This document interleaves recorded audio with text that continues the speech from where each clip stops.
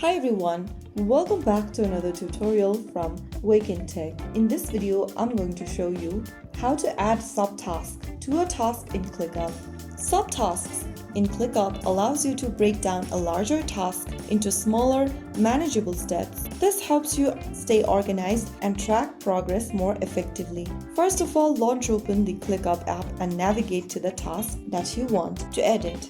After selecting Open a task, go ahead and look for the Add Subtask option under Subtask. Tap on it and enter the subtask name. Once you are done, you can also add a description for your task, set an assignee for the subtask, set the dates, and finally, click on Create. Soon after you do that, you will be able to create a subtask to a task in ClickUp. Subtasks help you and your team manage complex tasks effectively and track progress more easily.